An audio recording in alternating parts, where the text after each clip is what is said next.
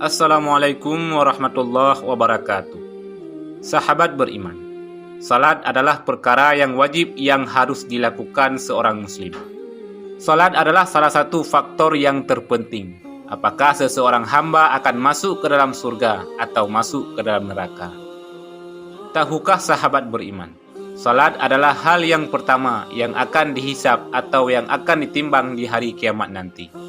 Dan ternyata rajin melaksanakan salat bukan menjadi jaminan masuk surga. Sebuah hadis yang diriwayatkan oleh At-Tirmizi disebutkan bahwa Rasulullah SAW bersabda, sesungguhnya pertama kali yang dihisab, ditanya dan diminta pertanggungjawaban dari segenap amalan seorang hamba di hari kiamat adalah salatnya. Bila salatnya baik, maka beruntunglah ia. Dan bila mana salatnya rusak, maka sungguh kerugian yang akan menimpanya. Hadis riwayat At-Tirmizi. Meskipun sangat penting salat ini, tapi ternyata masih ada saja orang yang menganggap remeh salat dan bahkan tidak melaksanakannya.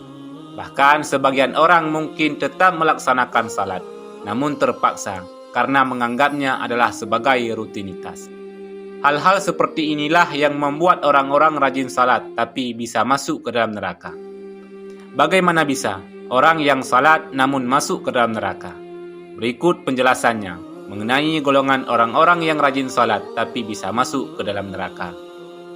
Yang pertama ialah salat tapi suka berdusta. Dusta atau bohong adalah salah satu dosa besar yang akan mendapatkan balasan siksa di akhirat. Namun tampaknya di dalam kehidupan bermasyarakat di dunia ini, berbohong sudah menjadi hal yang umum dan lumrah. Padahal sekecil apapun kebohongan, tetap saja itu adalah perbuatan yang menimbulkan dosa besar. Maka dari itu, meskipun seseorang rajin beribadah atau melaksanakan salat, namun suka berbohong, maka ibadahnya hanya akan sia-sia. Kebohongan atau dusta ini akan menghapus amalan-amalannya.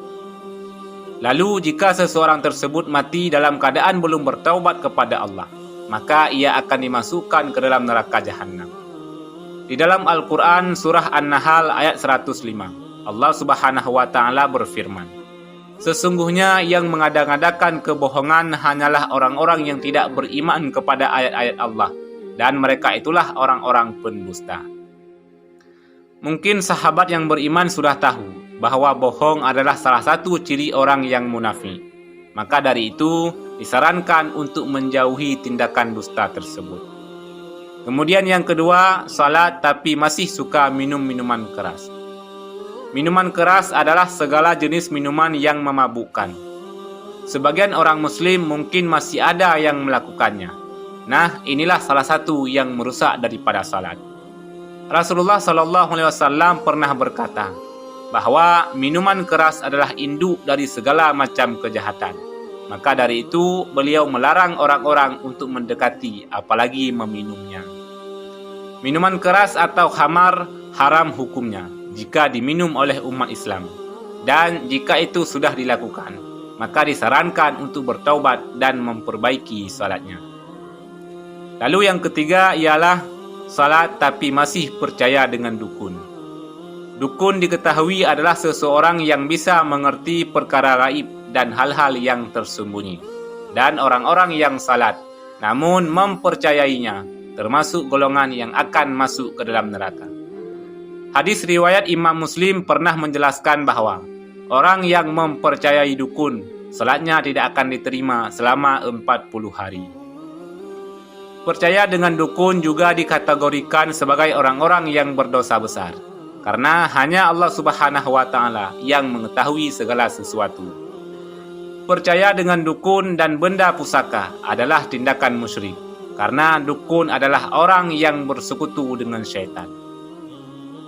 Hadis riwayat Abu Dawud, At-Tirmizi dan Ibnu Majah menyebutkan bahwa Rasulullah SAW pernah bersabda, barang siapa yang mendatangi tukang ramal atau dukun, kemudian ia membenarkan apa yang dikatakannya itu, maka sesungguhnya ia telah ingkar terhadap apa yang telah diturunkan kepada Nabi Muhammad SAW.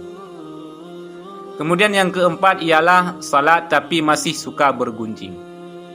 Salah satu yang bisa memasukkan orang ke dalam neraka adalah bergunjing.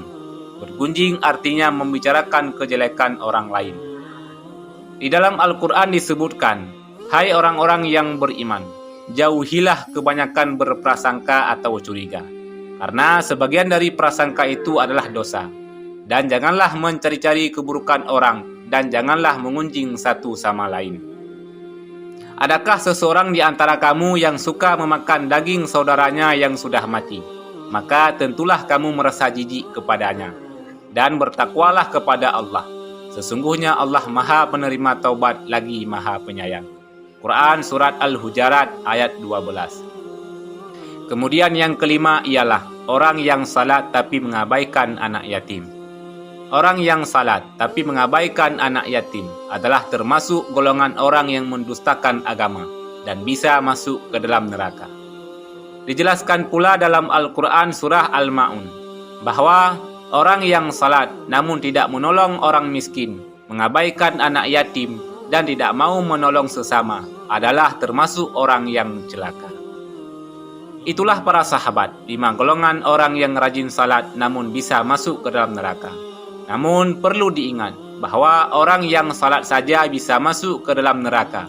Bagaimana dengan orang yang tidak pernah mengerjakan salat? Semoga kita semua mampu melaksanakan ibadah sesuai dengan ketentuan syariat Islam. Wallahu a'lam bishawab. Semoga bermanfaat. Assalamualaikum warahmatullahi wabarakatuh.